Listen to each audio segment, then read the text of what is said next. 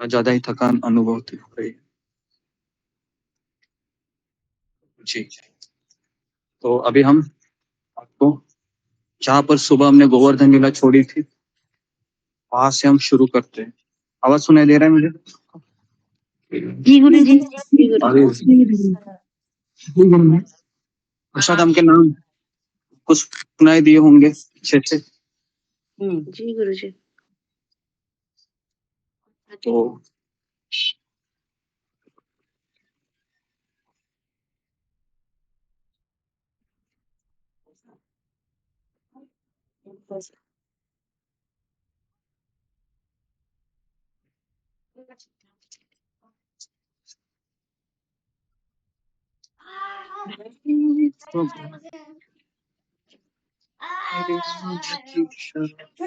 तुम बात नहीं करो हमसे।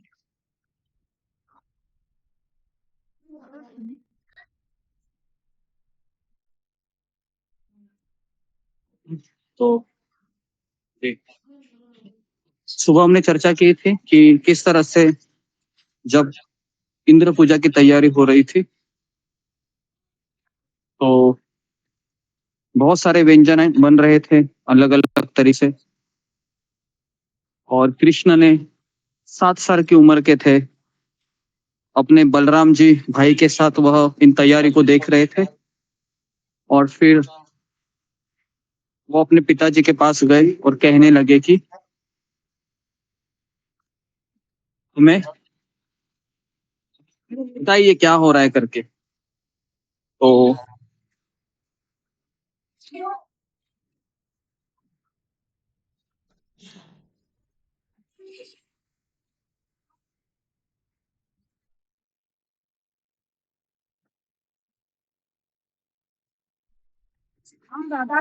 तो जी क्या बोल रहा था मैं?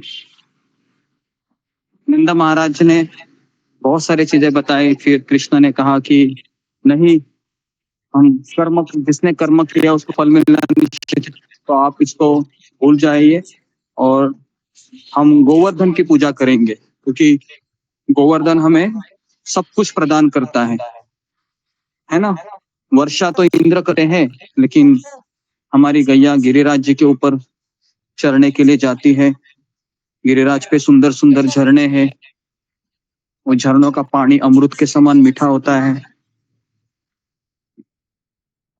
गोवर्धन पर सुंदर सुंदर घास उगती है ना, जिसके चलते हमारी गैया है वह उस घास को खाती है और उस जल को पीने के पश्चात दूध देती है। तो इसके लिए गोवर्धन सही में पूजा के अधिकारी है। तो इस तरीके से कृष्ण है समझाते हैं। आप सोचिए 7 साल के बालक है और पूरे बड़े बड़े बुजुर्ग लोग बैठे हुए हैं सभा मीटिंग के जैसे, और छोटे 7 साल के बालक कृष्ण समझा रहे हैं, है ना, सबको। तो समझाने के पश्चात सब लोग समझ भी जाते हैं। अक्सर देखा गया घर में कि अगर कोई छोटा बच्चा समझाता है पिताजी को तो पिताजी हंसकर उसकी बात को टालते हैं, बराबर है। कितने लोगों का ये अनुभव है कि जब आपका बेटा आपके पास कुछ बताने आता है, समझाने आता है, पिताजी माँ ऐसा नहीं करने, तो आप उसको हंसकर टाल देते हैं ना।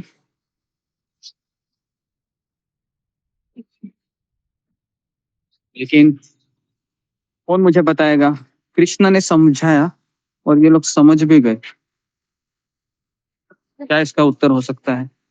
किसी ने आर्गुमेंट क्यों नहीं किया, बताइए।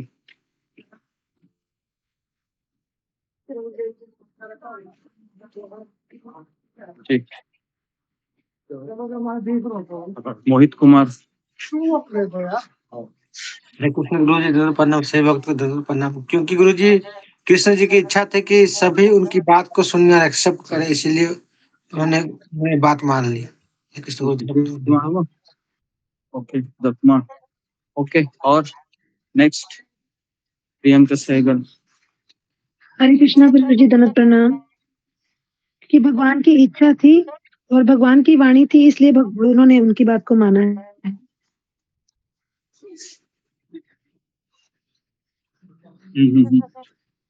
ओके, नेक्स्ट अशोक चावला प्रभु।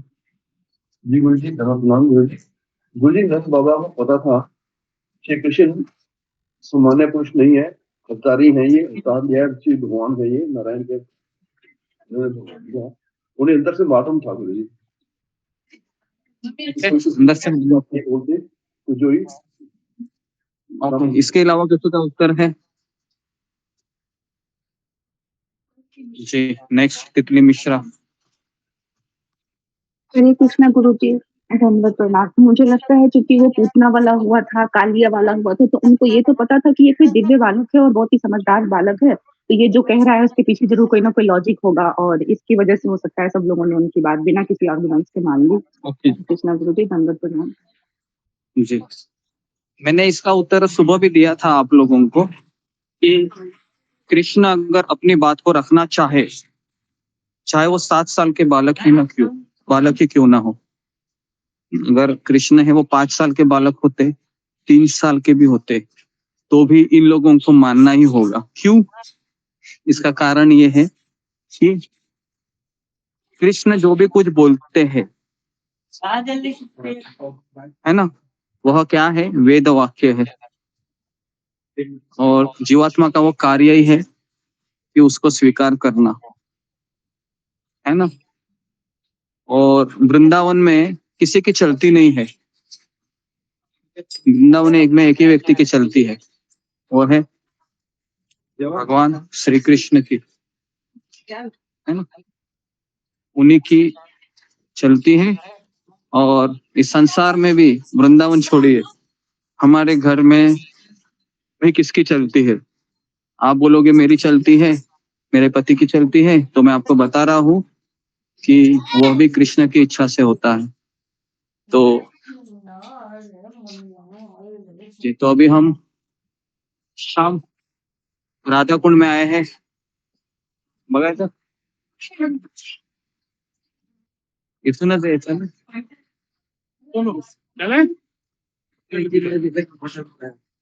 तो अभी हम राधा कुंड में आए हैं, तो सब लोग राधा कुंड में देखना चाहेंगे, तो आपको राधा कुंड के भी दर्शन कराएंगे। जी गुरु जी। राधा कुंड, जी गुरु जी। श्याम कुंड, गिरी गोवर्धन जी। तो अभी राधा कुंड आया है, आपके सामने ही है, और मेरे सामने ही है, दाएं साइड में। थोड़ा सा घूम कर आपको दिखा देते हैं कि सबके साथ चलना है।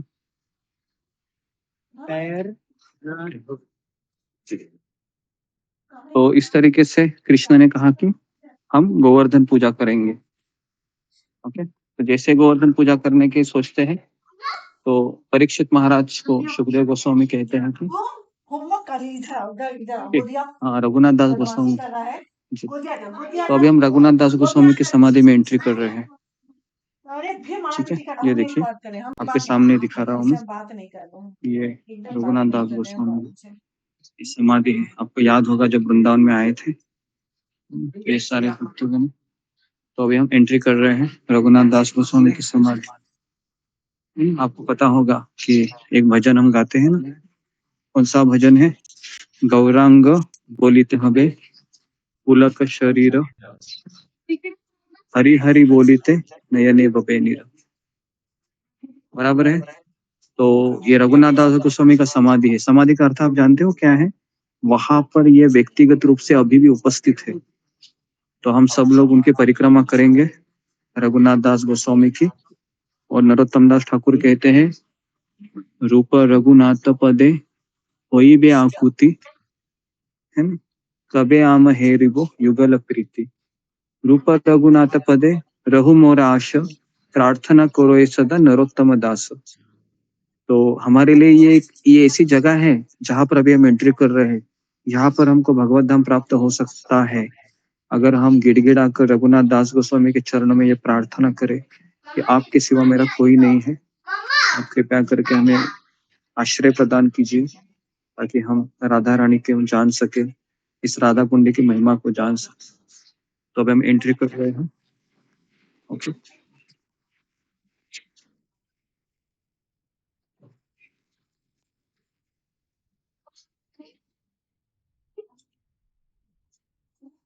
हरे कृष्णा। तो यहाँ पर ये बहुत पावन, आपको याद होगा लास्ट टाइम हमने यहाँ पर लेक्चर दिए थे, लास्ट के लास्ट एकदम यही जगह है वो। पहले मैं प्रणाम करता हूँ। ओके जी, तो ये रघुनाथ दास गोस्वामी की समाधि में हम आए हैं। रूप रघुनाथ पदे होई व्याकुल, कवे हम हेरि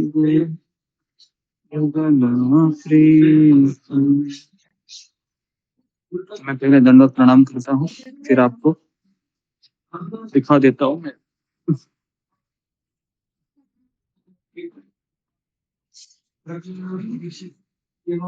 सबको दिखाई दे रहा है क्या? अशोक सौरभ, जी गुरु जी। जी गुरु जी।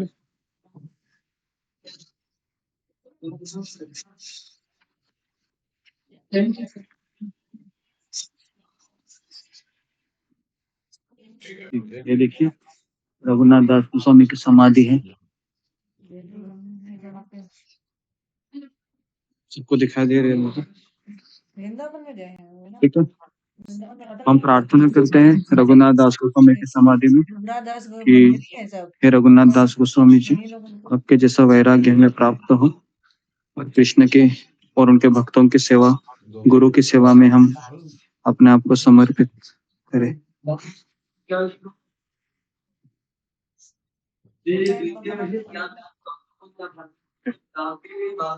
तो अभी हम प्रदक्षिणा करते हैं दिव्य स्थली की, जहाँ पर हमारे आचार्य ने समाधि ली। जय श्री कृष्ण।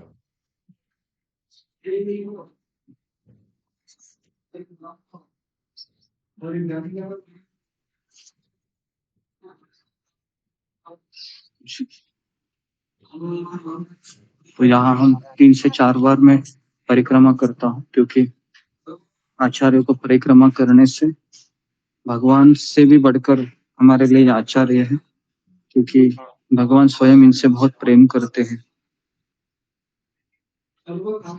तो इसके पश्चात में आपको राधा कुंड के दर्शन कराता हूँ। बगल में ही राधा कुंड है। ठीक है। वो पब्लिश तो कर दिए हैं, उसमें ना ये क्या करता है, पाइथन से स्टार्टिंग करता है। तो पाइथन किसको आता है?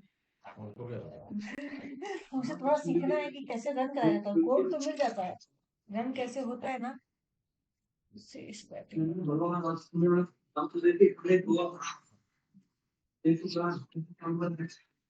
ओके, तो अभी मैं आपको राधा कुंड के दर्शन कराता हूँ। श्याम कुंड राधा कुंड गिरि गोवर्धन, मुझे सबको दिखाई दे रहा है, ये राधा कुंड है। जी गुरु जी। ओके जी, गुरु जी दिखना। जी गुरु जी। तो ये राधा कुंड है।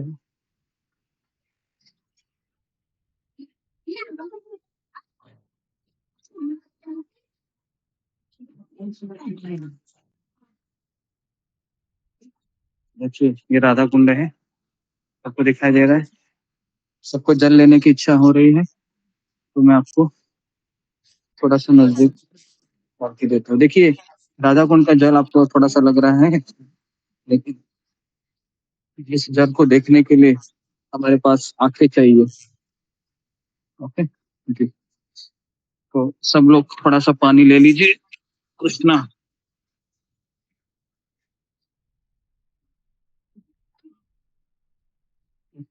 ये राधा कुंड का जल है।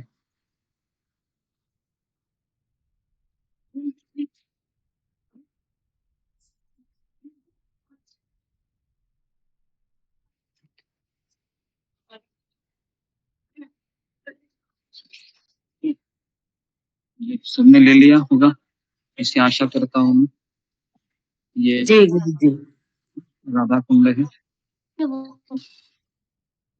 देखिए, इन्हें परम सौभाग्य है कि हम राधा रानी के चरणों में बैठकर आपको कुछ बता रहे हैं। और मैं दावे के साथ कहता हूँ कि इसमें राधा रानी की इच्छा है कि इसी समय पर आपको राधा कुंड के दर्शन हो। और राधा कुंड के तट पर कई ब्रजवासी बैठे हैं, है ना? कई लोग स्नान कर रहे हैं यहाँ पर, क्योंकि राधा रानी का ये जो पानी आप देख रहे हो, ये साधारण पानी नहीं है। ये पानी राधा रानी का लिक्विड, मतलब द्रव रूप प्रेम है। जो राधा रानी है, जो कृष्ण से प्रेम करती है ना, उस प्रेम का ये द्रव रूप अवस्था है। तो ये जो पानी है, पानी नहीं है, ये राधा रानी का प्रेम है, जो अपने प्रियतम कृष्ण से कर रही है। तो इस भावना से हमें इसमें स्नान करना चाहिए। लास्ट टाइम हम आए थे तो स्नान किए थे, आपको याद होगा। हम जब यात्रा में आए थे उस समय 4-5 महीना पहले। तो तो राधा कुंड की महिमा को आपको हम बताएंगे, लेकिन अभी हम श्याम कुंड के पास चलते हैं, ठीक है? तो फिर मैं आपको श्याम कुंड के दर्शन कराता हूँ। ओके, तो सब लोग आगे आगे जा रहे हैं, ठीक? तो ये जो जगह है ना, 500 साल पहले एक खेत था। ये जगह पूरा खेत में थोड़े थोड़े एक छोटे से कुंड दिखाई दे रहे थे चैतन्य महाप्रभु को। तो जब रूपा गोस्वामी और सनातन गोस्वामी जब यहाँ पर आए ना, तो उन्होंने इस लीला स्थली को खोज निकाला और इसका बहुत बड़ा गड्ढा किया। बहुत बड़ा डीप है ये, बहुत बहुत ये इसका बहुत गहरा है ये, है ना? तो काफी भक्त यहाँ पर आते हैं स्नान करने के लिए। यहाँ पर स्नान करने से हमें भगवत धाम की प्राप्ति होती है, लेकिन परम पूज्य राधानाथ महाराज कहते हैं कि अगर हमको यहाँ पर स्नान करना है तो वो भाव भी चाहिए, वो गुरु को शरणागत होने का भाव चाहिए। ये नहीं कि मैं यहाँ पर आ गया और थोड़ा डुबकी लगा दिया और चला गया। उससे भी बेनिफिट मिलेगा, लेकिन उससे भी ज्यादा बेनिफिट हमें उस भावना से स्नान करके मिलेगा, है ना, जो हम भगवान के भक्तों के लिए भाव रखते हैं। तो मैं प्रणाम करता हूँ, फिर मैं आपको श्याम कुंड की तरफ ले चलता हूँ। धन्यवाद।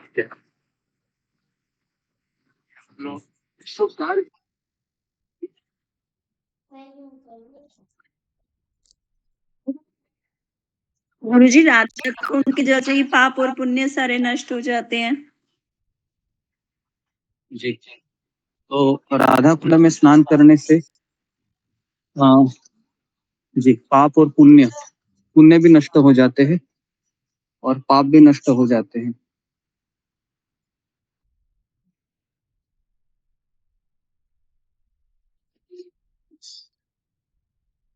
तो और गंगा में स्नान करने से पाप नष्ट हो जाते हैं।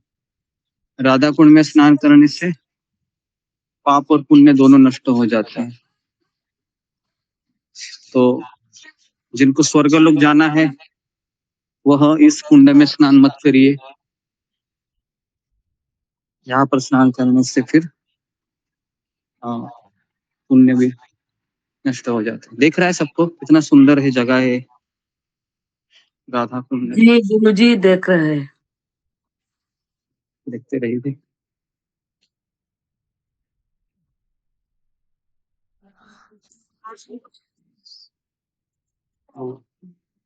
अभी हम श्याम कुंड की तरफ प्रस्थान कर रहे हैं। लास्ट टाइम हमने यहाँ पर स्नान किया था संगम में, लेकिन अभी मैं स्नान नहीं कर सकता हूँ क्योंकि काफी भक्त हूँ। जी, तो अभी हम श्याम कुंड के दर्शन करेंगे।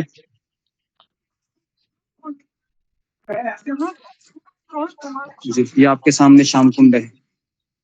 सबको दिखाई दे रहा है? ये श्याम कुंड है।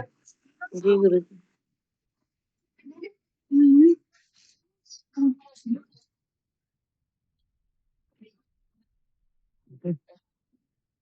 जी, यहाँ पर आप देख रहे हो, ये श्याम कुंड है। देखो यहाँ पर 2 भक्त उतरे हैं पानी लेने के लिए। ये हमारे ग्रुप के हैं। और कुछ भक्त थोड़ा-थोड़ा जल बाँट रहे हैं। है ना?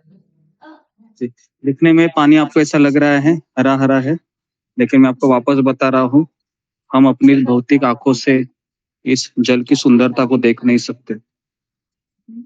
तो मैं आपको लेके चलता हूँ राधा श्याम कुंड के जल की तरफ। ओके। जी, ये देखिए, ये श्याम कुंड का पानी है ना?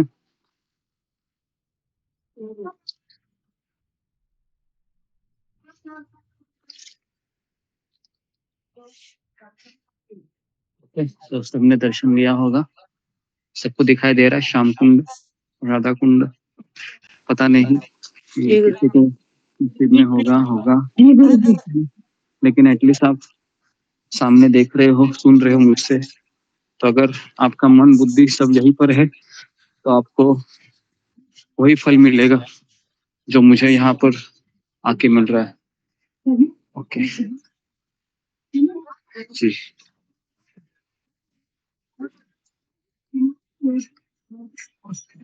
जी, तो ये राधा कुंड है और ये श्याम कुंड है बगल में। ओके, देखिए। रेता कुंड वहीं पर है गुरुजी। तो इस कुंड में आप देख रहे हो कि बहुत से लोग स्नान करते हैं। वहां पर तो कुछ लोग स्नान कर रहे हैं उस जंजीर को हाथ पकड़ के। ओके, तो अभी हम आगे बढ़ते हैं।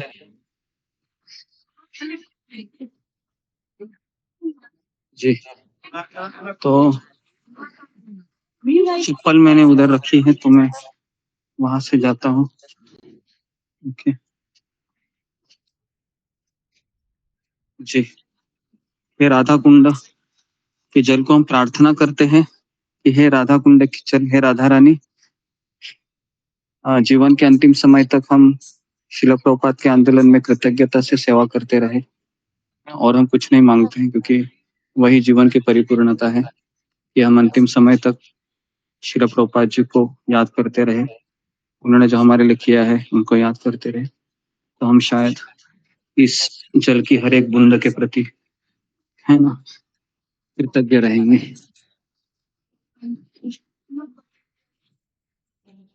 ये गोपाल भट्ट गोस्वामी की भजन कुटीर है, आपको दिखाई दे रहा है।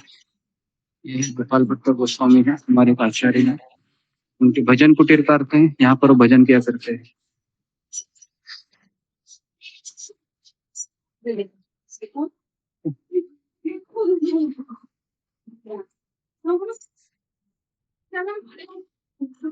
शुरू।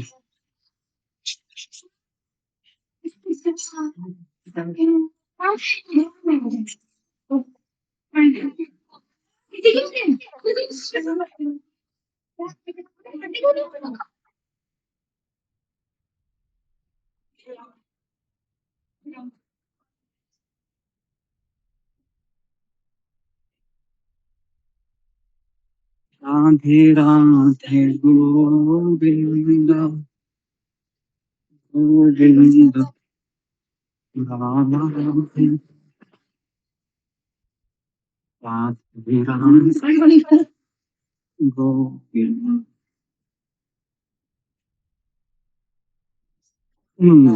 कोको गोविंद।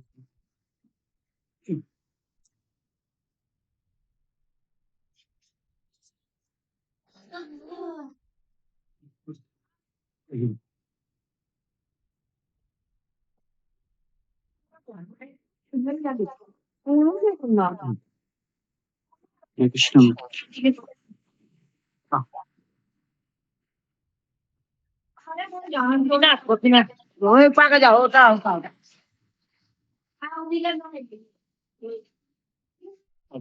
मैं जरा चप्पल पहनता हूँ, उसके बाद आपको बताता हूँ।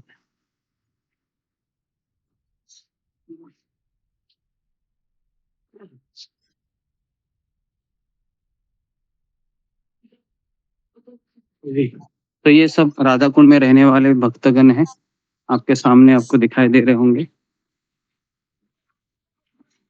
इस संसार के सबसे भाग्यवान जीवात्मा ही राधा कुंड के तट पर निवास करते हैं।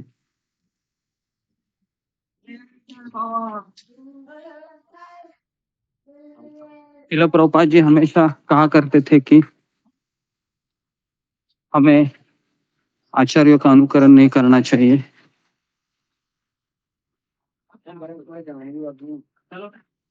हाँ, हमें राधा कुंड के पर आकर रहना चाहिए।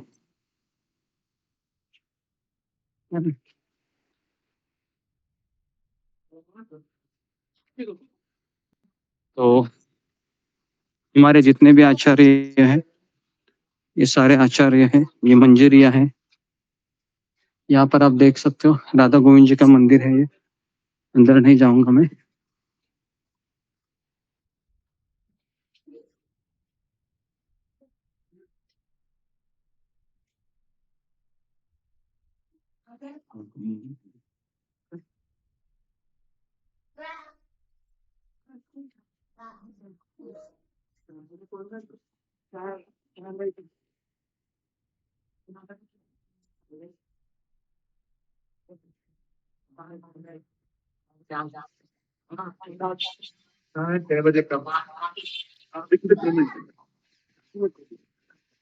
ठीक है।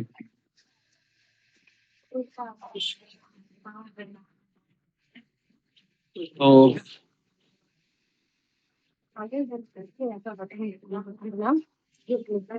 यहाँ के भक्त हैं वह जो तिलक लगाते हैं, जो राधा कुंड की मिट्टी होती है जो ब्लैक कलर की, वहां का वो तिलक लगाते हैं।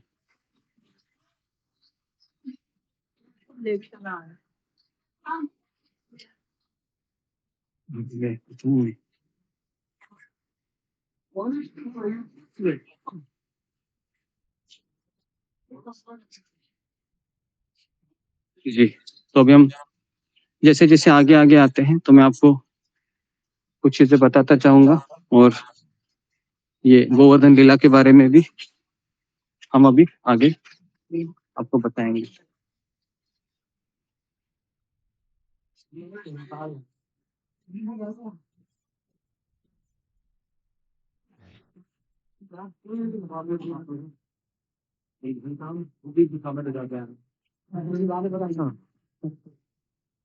तो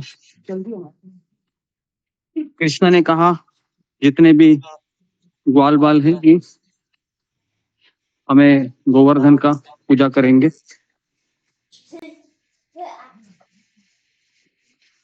तो जैसे ही गोवर्धन की पूजा करने का कृष्ण ने कहा तो सबने इसको स्वीकार किया, क्योंकि वृंदावन में जो कृष्ण चाहते हैं वही होता है। तो सबने यही निश्चय किया कि हम गोवर्धन की पूजा करेंगे। तो ये ललिता कुंड पे हम आए हैं, अभी दिखा रहा हूँ। ललिता कुंड, जितने भी अष्ट सखियों के कुंड है अगल बगल में है, ललिता विशाखा है ना, तो इनके कुंड है। तो ये मेरे सामने है ललिता कुंड।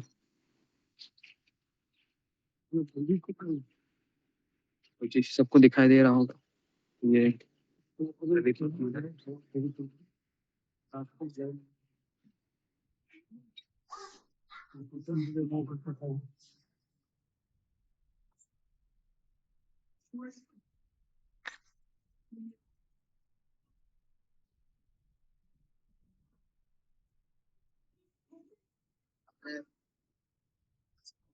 अभी हम आगे बढ़ते हैं, बहुत धूप लग रही है। ओके, ओ ओके, तो अभी मैं आपको चलते चलते गोवर्धन जी की कथा भी बताता हूँ।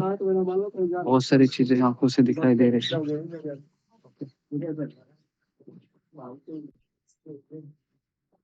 तो फिर इस प्रकार भगवान वासुदेव द्वारा समुचित ढंग से गोवर्धन यज्ञ संपन्न करने के लिए प्रेरित हो गए। सब लोग प्रेरित हो गए कि हम जितने भी चीजें बनाए हैं इंद्र को लिए, वो सब हम गोवर्धन जी को अर्पण करेंगे। ओके, तो अभी हम किस तरह से ग्वाल बाल है गोवर्धन जी की पूजा करते हैं, ये आपको अभी हम सुखदेव गोस्वामी के मुखों के द्वारा बताते हैं।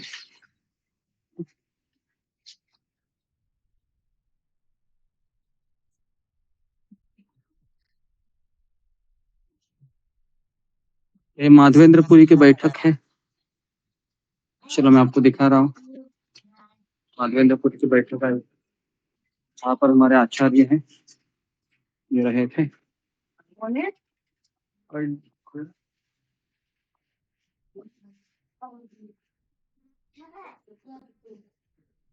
दास स्वामी गद्दी माधवेंद्रपुरी को बैठ माधवेंद्रपुरी ये है। ओके, तो ये माधवेंद्रपुरी की बैठक है, जहाँ पर माधवेंद्रपुरी जो भगवान जिनके लिए भगवान ने खीर चुराया था, ये वो जगह है। जय श्री माधवपुरी कृष्ण प्रेमपुर भक्ति कल्प तरुर तिहो प्रथम अंकुर। ये सबको दिखाई दे रहे हैं। तो ये माधवेंद्रपुरी की बैठक में राधा कुंड के हैं। यहाँ पर वो बैठे थे, आपको दिखाई दे रहा। ग्रुप भी मेरा छूट गया अभी। ओके,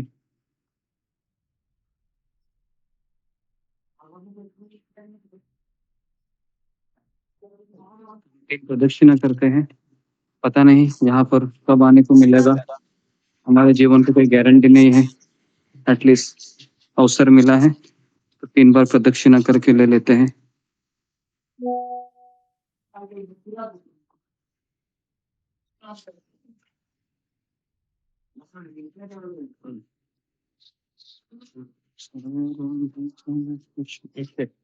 जी, तो यहाँ पर अभी हम आगे हम जाते हैं। सबको दर्शन हुए होंगे, राधा कुंड, श्याम कुंड। और अभी हम आगे बढ़ते हैं। जितना देखे हमारे जितने भी आचार्य हैं, ये सारे आचार्य हैं, वो यहीं पर निवास किए थे बहुत दिन, बहुत साल, है ना।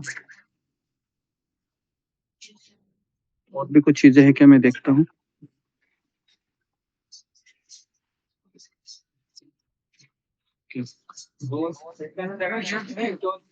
जी, गिला नहीं करना था तो। ओके, तो ये वापस हम राधा कुंड पे आए, कृष्ण कुंड, श्याम कुंड है। ओके, तो वापस मैं आपको आखिरी दर्शन कराता हूँ। श्याम कुंड का है दर्शन है, और इसके पीछे फिर राधा कुंड है।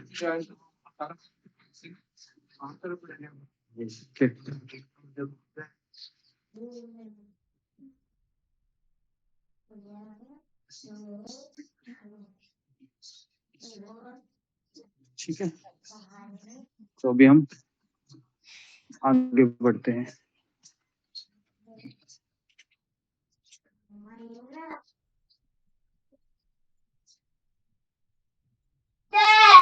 जी, हमारे आचार्यगण कहते हैं कि अगर भगवान को देखना है, भगवान को देखने का प्रयास मत कीजिए, भगवान की ऐसी सेवा कीजिए, उनके भक्तों की ऐसी सेवा कीजिए कि भगवान स्वयं हमें देखने की इच्छा व्यक्त करे।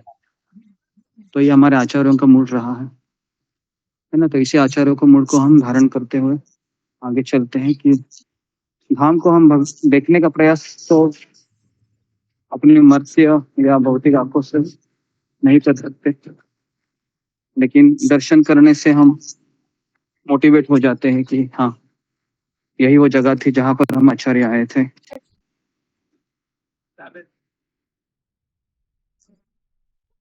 अभी मैं एक मिनट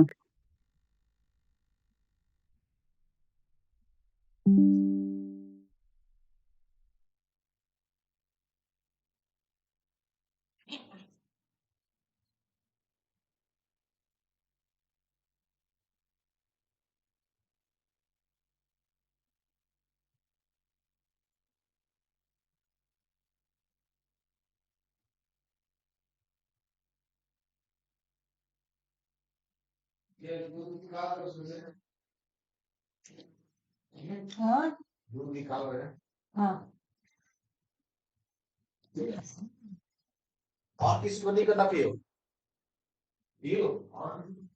हाँ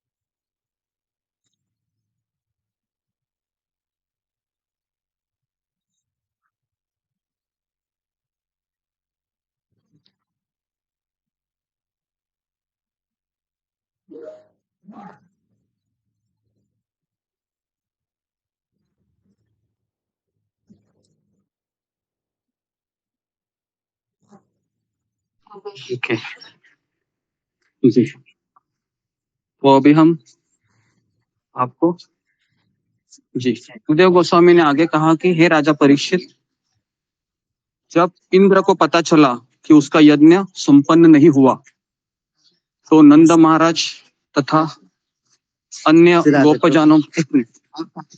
गोपजनों पर क्रुद्ध हो गया, तो गुस्सा हो गया और वे सब कृष्ण को अपना स्वामी मान रहे थे।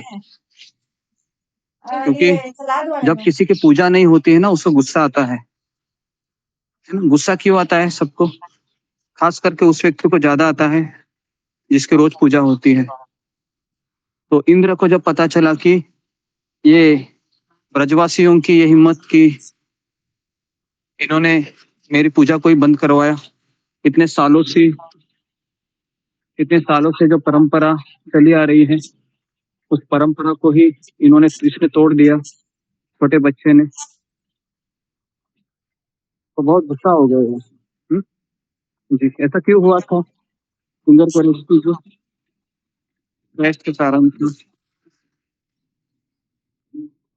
कि जिसके लिए हाँ हाँ, वो खोलने के बाद जाके इंद्र इंद्र का गुस्सा होने का मूल कारण क्या था? वो दूध मिक्स जी, कर दीजिए सारा वाला।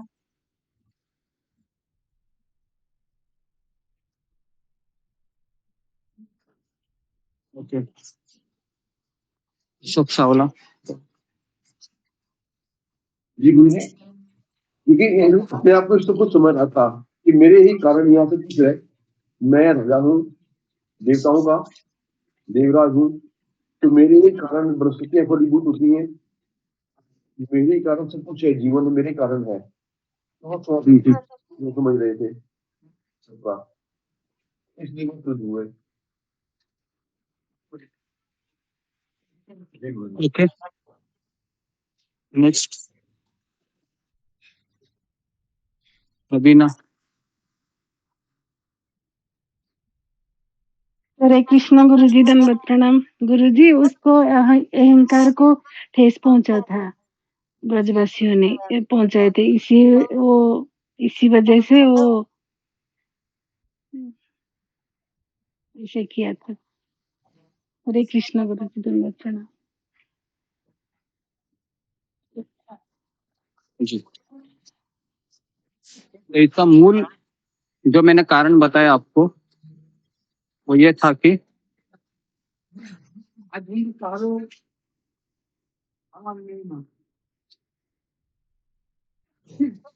कृष्ण एक छोटा सा बच्चा था, 7 साल का बच्चा, और इंद्र को पता चला कि एक छोटे से बच्चे के कहने से मेरी पूजा को रुकवाया गया। तो इंद्र की पूजा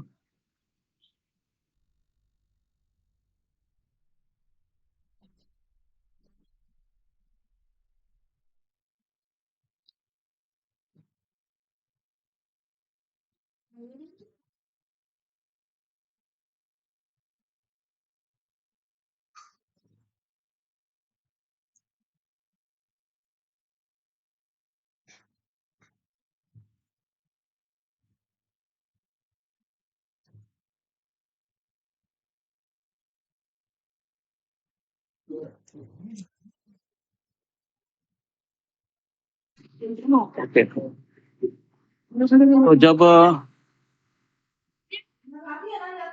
इंद्र की पूजा है वो सारे लोगों ने की थी, है ना? तो इसके लिए वो बहुत ही एक तरीके से संतुष्ट थे, लेकिन सबसे बड़ा गुस्सा उनका था, खास करके गोवर्धन में की जो पूजा हुई थी ब्रजवासी, उनका था।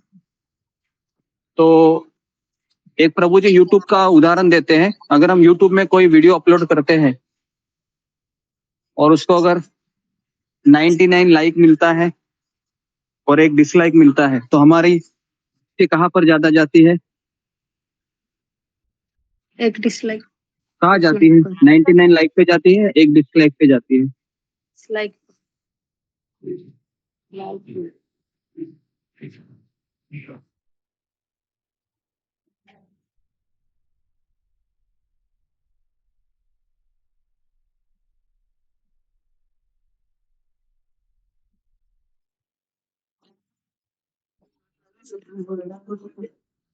हमारी दृष्टि है वह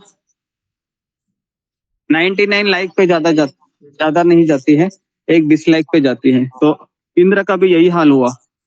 इंद्र सोच रहा था कि ये सबने किया मेरी पूजा, लेकिन एक व्यक्ति ने नहीं किया, या एक गांव ने नहीं किया। वो गांव था वृंदावन। तो इसके लिए इंद्र को इतना गुस्सा आया कि एक तरीके से उसको लगा कि ये वृंदावन वासी है, हर साल मुझे इतने सारे व्यंजन खिलाते हैं, लेकिन आज इनको क्या हुआ इस साल? ये एक छोटे से बच्चे के कहने पे मेरी पूजा रोक दी इन्होंने। तो उन्होंने सोचा कि इंद्र ने कि मैं अभी इस ब्रजवासियों को सबक सिखाऊंगा। तो इस तरीके से जब इंद्र ने निश्चय किया, तो सबसे पहले उन्होंने किसको बुलाया? 2 लोगों को बुलाया। पता है वो 2 लोग कौन थे? वो 2 लोग थे संवर्तक बादल।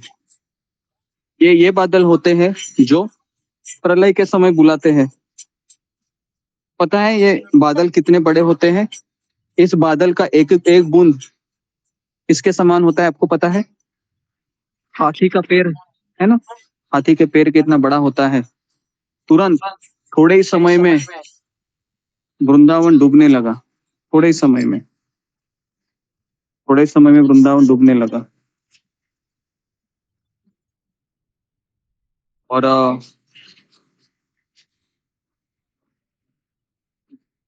और भी इंद्र ने कहा कि ये लोग एक सामान्य मनुष्य कृष्ण की शरण ग्रहण की है ना?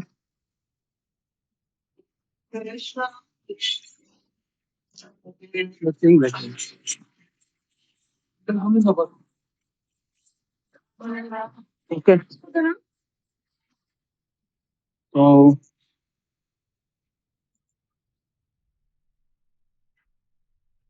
ग्वालों ने सामान्य मनुष्य कृष्ण की शरण ग्रहण करके मेरे प्रति शत्रुतापूर्ण कार्य किया है, क्योंकि कृष्ण अपने को अत्यंत चतुर मानता है, किंतु है वह मूर्ख, अकड़ू तथा बातूनी बालक। क्या बोलता है इंद्र कृष्ण को? कि कृष्ण मूर्ख है। बातूनी बालक मतलब पता है? बातूनी बालक मतलब किसे कहते हैं?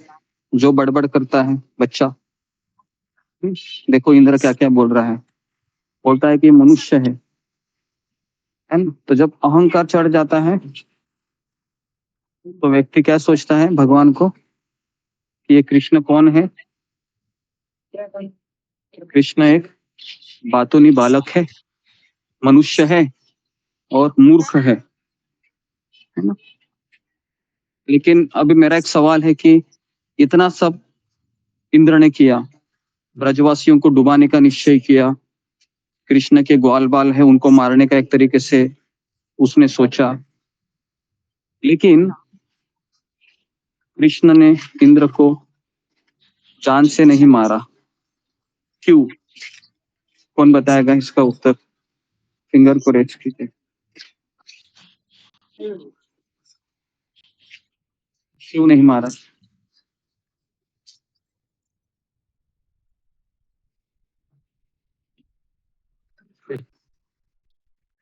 सुनीता, लेकिन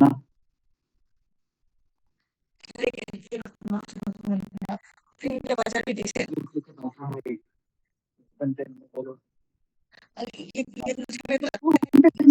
मुझे बेटर रहेगा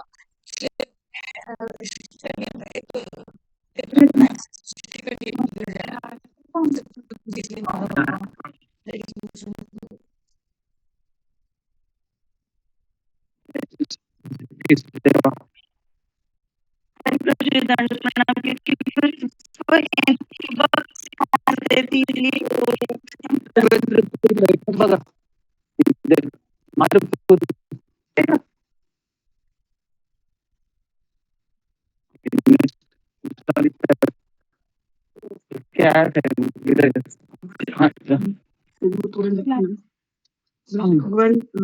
इंद्र ने भले ही यहाँ अपराध किया था, उसने रमजान में भी जो ब्रजवासी हमें चाहते थे कि भगवान पुरुषों को हमेशा अपनी आंखों के सामने का दर्शन करते रहे, तो यही हुआ था कि 7 दिन 7 रात सारे इंद्र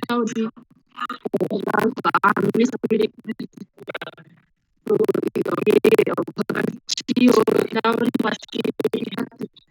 इससे अपराध से संभव होगी, इसलिए भगवान का जो इनका वो ही देखा था। इसलिए में आंसर मीना कुमारी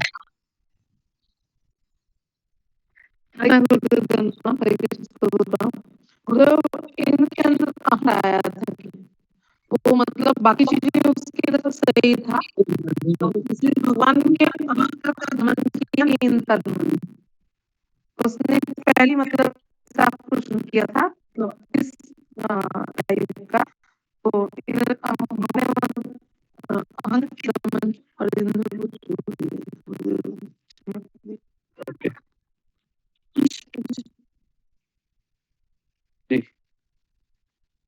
इसलिए क्या अच्छा वो बाप के जरिए अपन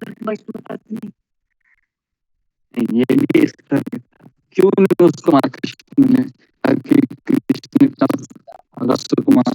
मार दिए, लेकिन इंद्र इतना बड़ा क्या बढ़ने के लिए को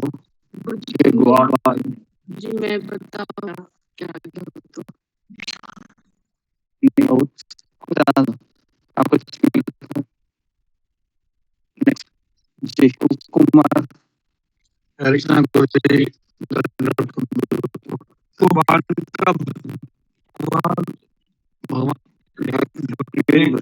ये मुझे यही उत्तर जानना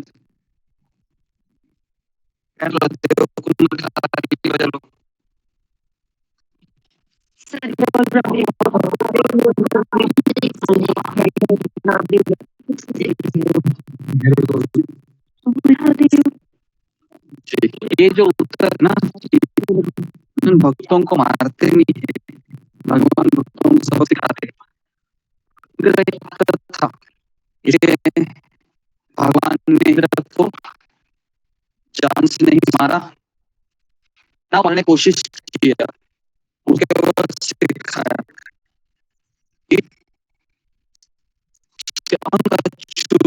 है ना।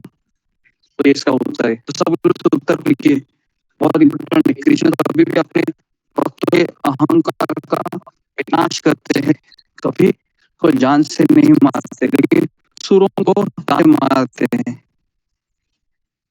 कि वो असुरों को जान से मारते हैं, कौन बताएगा? असुरों को जान से मारते हैं और इन लोग छोड़ देते हैं, क्यों?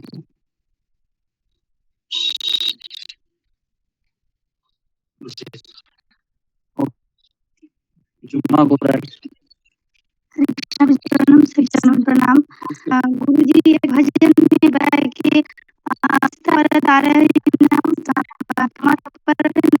वैष्णव के ऊपर क्षमा कर रहे थे, लेकिन के अपराध को कमाते वो असुर लोग के ठोस आते हैं।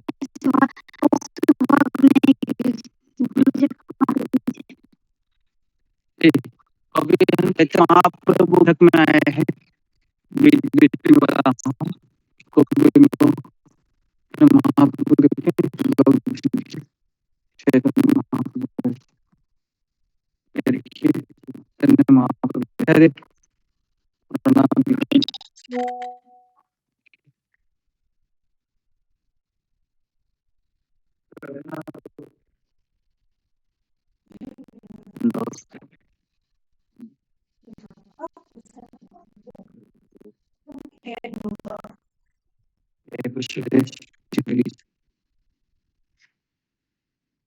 और ये भगवान के चरण कमल भी है, दिख रहा है आपको?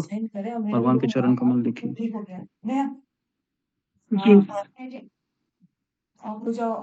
ये प्रसाद भी ले लीजिए। प्रदक्षिणा करता हूँ मैं। लगाना नहीं है भाई, धूप से मर जाएगा वो सब। नहीं तो आर्टिफिशियल ये टेम्परेरी चीज मत क्या करो, अंदर से करेगा तो कोई मार सकता है। इसका मुंह देख, अंदर से खाया कर लिफ्ट चलते हैं अभी। देखो अंदर से खाया। तो इन्होंने जो आंसर दिया था लगाने से कुछ नहीं होने वाला। ये मुंह देख, तुमको लिपस्टिक लगा रहा है तुमको क्या हो रहा है? इसका मूल आंसर है कि असुर लोग है ना, ये भगवान के द्वेषी होते हैं, पेट में कीड़ा हो गया है, इसके लिए भगवान इनको मार देते हैं। लेकिन भक्त होते हैं ना, ये भगवान से प्रेम भी करते हैं, लेकिन कभी कभी माथा खराब हो जाता है। हमारा भी होता है माथा खराब कभी कभी, भगवान से प्रेम भी करते हैं, लेकिन बीच में हम बोलते हैं ना कृष्ण इतना सब क्यों कर रहा है, क्या प्रॉब्लम है आपको? बीच बीच में हमारा भी हो जाता है, गाड़ी पटरी से बाहर। हाँ, कितने लोगों का होता है पटरी से बाहर? इंदौर को रेस कीजिए। वो माता जी सब गाड़ी पटरी से बाहर होना कर तो रहे हैं, लेकिन कभी कभी ऐसा होता है कि क्यों कृष्ण मुझे से ये कर रहे हैं, इस तरीके से। जी कितने लोग ऐसे होते हैं? 16, 20, 21 जी। तो हम फिर छोटे छोटे इंद्र है, क्या लगता है आपको? है ना जी गुरुजी। तो लोग छोटे इंद्र है और बड़ा इंद्र है, हम छोटा इंद्र है ना?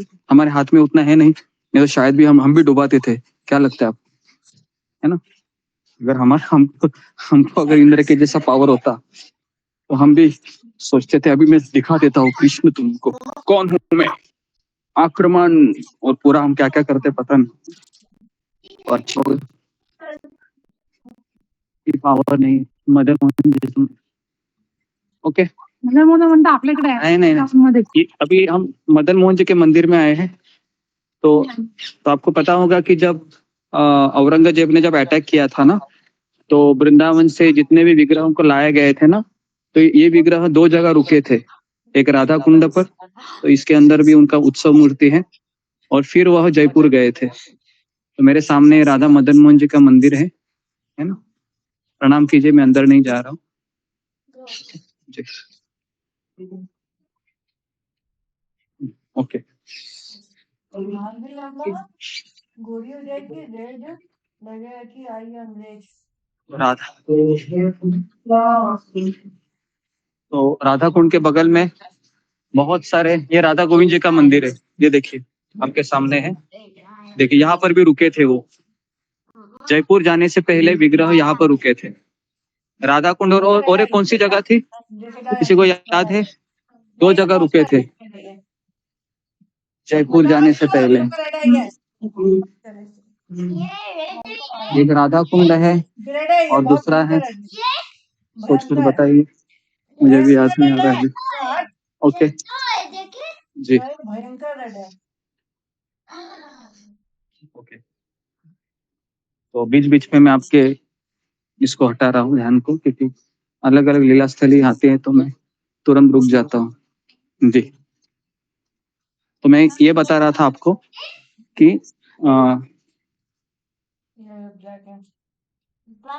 इंद्र को भगवान क्षमा कर देते हैं, लेकिन इंद्र क्षमा करने के लिए किसको लेके आता है, कौन बताएगा?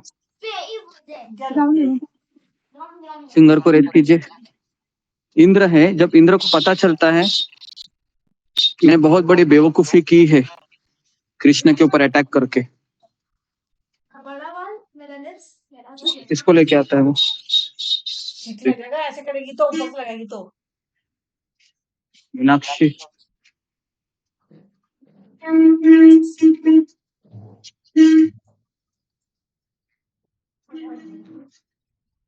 नेक्स्ट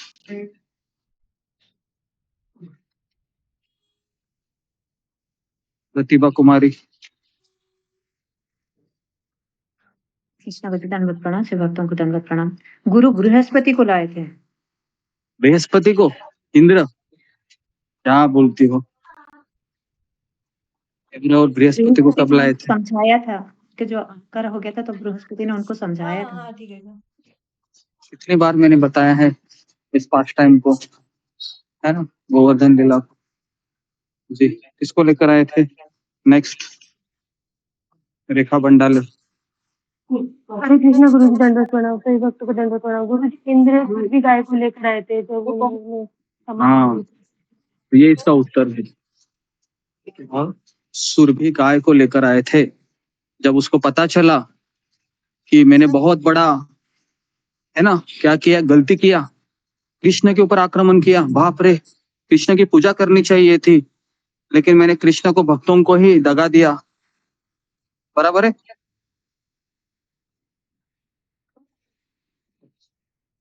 तो अभी क्या करें? किस मुंह से मैं कृष्ण के पास चली जाऊं या चला जाऊं, है ना? ऐसा लगता है कभी कभी हमें। कितने लोगों को लगता है ऐसे कि जब भी कुछ गलती होता है तो सोचता है कि किस मुंह से अभी मैं जाऊं अल्टर में, कैसे मैं मुंह दिखाऊं कृष्ण आपको। बहुत बड़ा समस्या हो गया है। एक तो मेरी माला नहीं हुई है और कभी कभी तो कुछ और ही चीजें हो जाती है मुझसे, तो फिर ऐसा डर लगता है, मन में एक डर लगता है कि कैसे जाओ। और आप कृष्ण को देखने जाते हैं और अचानक तिरछी नजर करते हैं, है ना, क्योंकि सामने सामने नजर मिलाने की हिम्मत नहीं होती है। बराबर, ये मेरे साथ भी होता है एक बार, है ना। ये सारे अनुभव आप लोगों के साथ भी हुए होंगे, क्योंकि भक्ति मार्ग में ऐसा होता है कई बार। तो इंद्र को भी लग रहा था कि मैं कैसे अपनी नजर मिलाऊं कृष्ण से, मैंने तो बहुत बड़ा बवंडर किया है। तो सोच रहे थे कि अभी मैं क्या करूं, क्या करूं, क्या करूं। तो फिर वह ब्रह्मा जी के पास गए। ब्रह्मा जी को कहा कि बहुत बड़ा भूल हुआ ब्रह्मा जी, क्या करूं बताइए। ब्रह्मा जी कहते हैं, तो पागल है, तुमने क्या किया तुम जानते हो? अरे ब्रजवासी जनों के ऊपर तुमने अत्याचार किया और वो भी तुम्हारी पूजा बंद करवाई, इसके लिए इतना बड़ा भूल किया तुमने। इंद्र बोला, पहले मैं शर्मिंदा हूँ, आप मुझे बताइए मैं क्या करूं अभी, है ना। तो मुंह बहुत छोटा हो गया था इंद्र का। तो फिर कहा कि किसी भक्तों को लेके जाओ तुम्हारे साथ जो कृष्ण को बहुत प्रिय है। तो वेरी वेरी इंपॉर्टेंट, जब भी कोई गलती होती है अकेले मत जाओ कृष्ण के पास। इसको भी लिख लीजिए। सेकंड क्वेश्चन, अगर मुझसे कुछ गलती होती है ना, तो क्या करना चाहिए? हम लिख दें मैडम को, कल करेगी। तो इसका उत्तर है, हमें किसी भक्त को लेके जाना चाहिए साथ में। क्यों लेके जाना चाहिए, कौन बताएगा? फिंगर को रेस्ट कीजिए।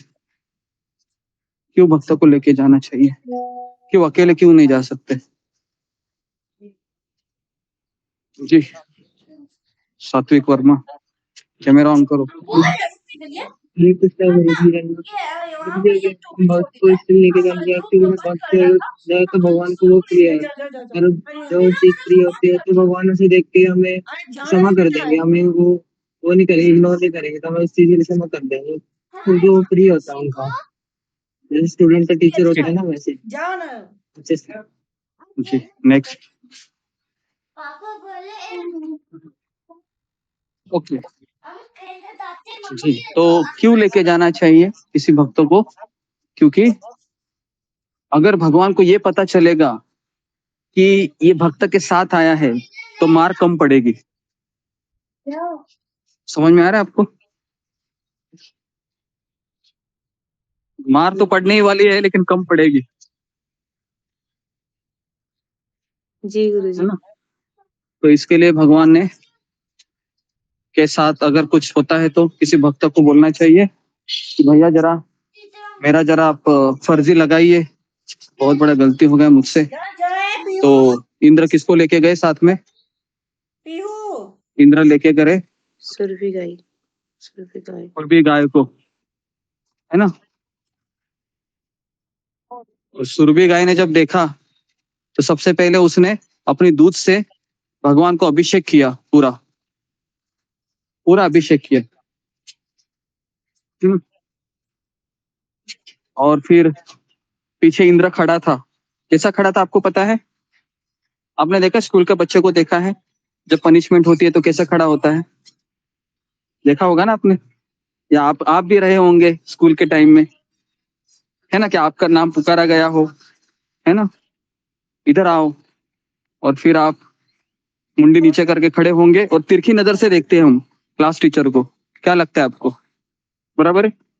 तिरछी नजर से मैडम या सर को देखते हैं कि पता नहीं अभी ये क्या करेगा। और उसके बाद वो क्या करता है, वो लकड़ी का वो क्या बोलते हैं उसको, मारने वाला होता है ना, छड़ी, पहले उसको पट्टी बोलते थे हम, जो लकड़े का होता है ना, फिर वो उठाता है ना? फिर क्या होता है? फिर माँ को याद करते हैं ना, माँ बचाओ, पिताजी बचाओ, सब याद आता है। ऐसे ही कुछ होता है स्कूल के टाइम में। ओके जी, ये सब मैं इसलिए बता रहा हूँ, मुझे भी बहुत पड़ी थी स्कूल के टाइम में, बहुत बार, सब याद आ रहा है तो बता रहा हूँ।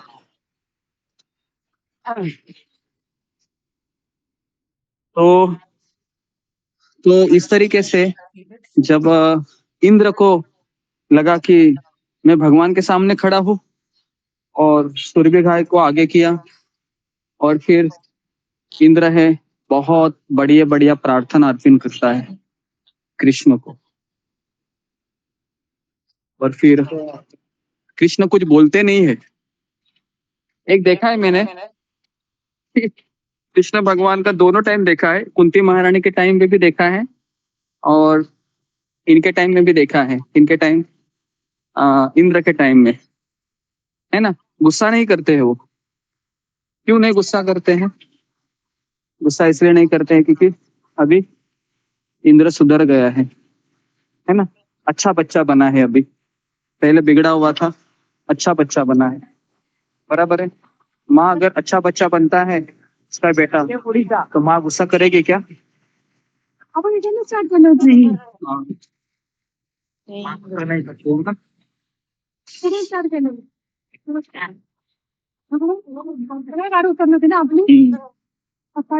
ओके जी, तो अभी मेरी परिक्रमा पूरी हुई है। हाँ, आपके सामने यहाँ से हरी बोल, हरी बोल। है ना, आप बोलते बोलते ही शुरुआत हो गई। यहाँ से हमने शुरुआत की थी, है ना? यहाँ से रिक्शा से निकले थे, है ना? और यही हो रहा है। तो भगवान की कृपा है, तो मैं प्रणाम करता हूँ सबसे पहले, है ना? फिर मैं आपको करता हूँ।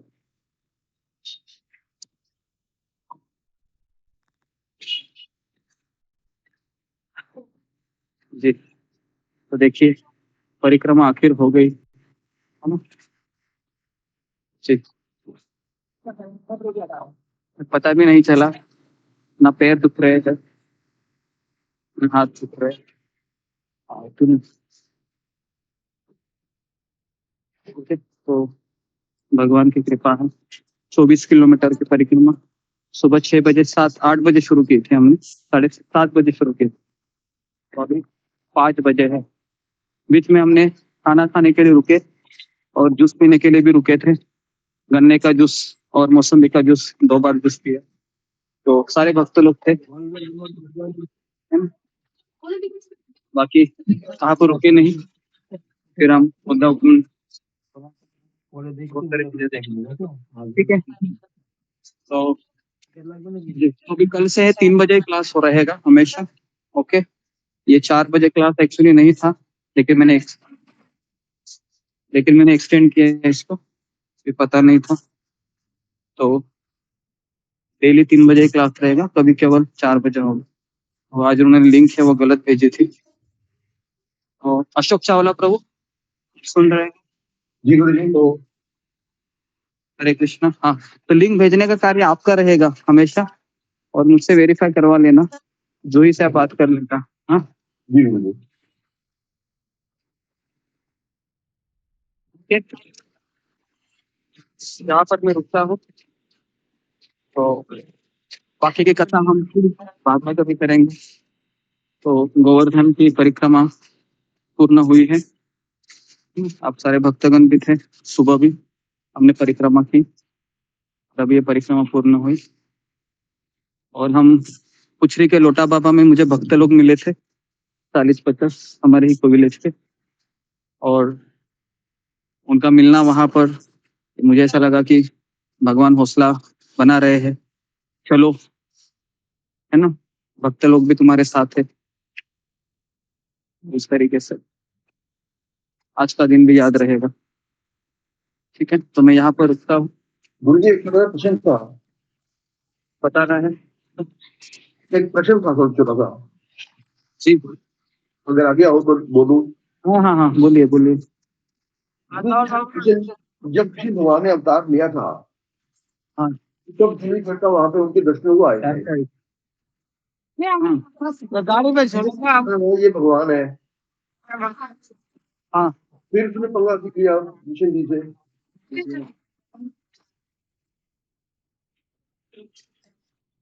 समझा नहीं आप क्या बोल रहे हो, कृष्ण का अवतार है, मुझे समझ नहीं। जब भगवान जी ने अवतार लिया था कृष्ण जी ने, हाँ तो सभी देवी देवता वहां उनका दर्शन करने आए थे। हाँ, आए थे। तो इंद्र को पता था भगवान है, अभी तक पूर्ण विभाग की किया उसने। जी ओके जी, तो आपको ये बताना है कि इंद्र फिर कंफ्यूज क्यों हुए सर? ठीक है, ओके। दूसरी बात, जब पारिजात लेने गए तब भी कंफ्यूज, माफी मांगने के बाद कंफ्यूज हो गए। जी जी ओके, तो मैं इसका भी उत्तर दे रहा हूँ कि इंद्र है, ये सारे देवी देवता है ना, इसके 2 उत्तर है। पहला उत्तर है कि इंद्र ये भगवान का भक्त है, और भगवान हमेशा अपने भक्तों के जरिए हमको, हम जैसे साधकों को एक शिक्षा देते हैं कि इस मार्ग में हम भी इंद्र के जैसा गड़बड़ कर सकते हैं। ये पहली शिक्षा। और दूसरी शिक्षा है कि इंद्र जैसे देवी देवता भी कभी कभी सकाम भक्त में आते हैं, हर समय शुद्ध भक्ति में नहीं आते हैं। तो इसके लिए वह भगवान की लीला में भी प्रवेश करते हैं, और कभी कभी वो भ्रमित भी हो जाते हैं इंद्र जी, क्योंकि देवी देवता ये शुद्ध भक्ति में नहीं आते हैं, सकाम भक्त होते हैं। तो इसके लिए उनसे ये गलतियां हो जाती है। और हम हमारा भी क्या गारंटी है, अभी हम तो भगवान को समर्पित होने की इच्छा करते हैं, लेकिन हमारा वीक पॉइंट पे भगवान ने पिन मार दी, तो फिर हम पता नहीं क्या करेंगे, जैसे गांधारी थी, है ना?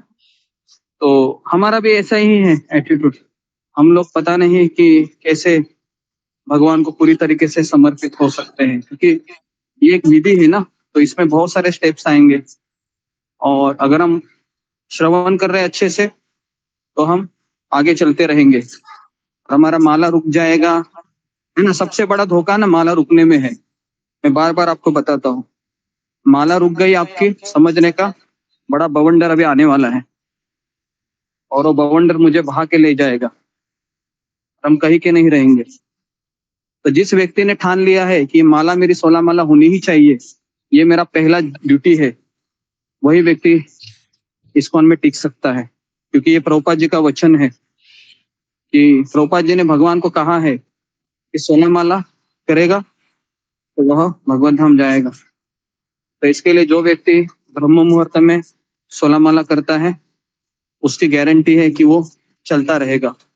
और जो व्यक्ति माला नहीं करेगा या माला को अन्यथा लेगा, वह नहीं जाएगा। वो कितना भी कोशिश करो, भले ही वो अच्छा सेवा करने वाला हो, या अच्छा प्रवचन देने वाला हो, या अच्छा सिंगर हो, कोई भी हो। तो क्योंकि हरिनाम हमें शिक्षा देता है, और हरिनाम हमें शक्ति देता है। तो इसके लिए हमें इन सब चीजों से हमको सीखना चाहिए कि मुझे भगवान के नामों के प्रति श्रद्धा को विकसित करना है। तो इतनी ठंड में भी 40-42 लोग अभी आ रहे हैं अभी भी, लेकिन 10-15 लोग कम हुए हैं। लेकिन वो बाद में आ जाते, 4:30-5 बजे तक तो आ ही जाते हैं वैसे, लेकिन फिर भी जपाटा को उम्मीद करते हैं वो। तो देखिए, सुबह 4 बजे उठिए। अभी तो ठंड, अभी 3-4 दिनों में ठंड कम हो जाएगी, है ना। तो यहाँ पर तो इतनी ठंड है गोवर्धन में और वृंदावन में, पूछो मत, है ना। 4 डिग्री 5 डिग्री टेम्परेचर है यहाँ पर।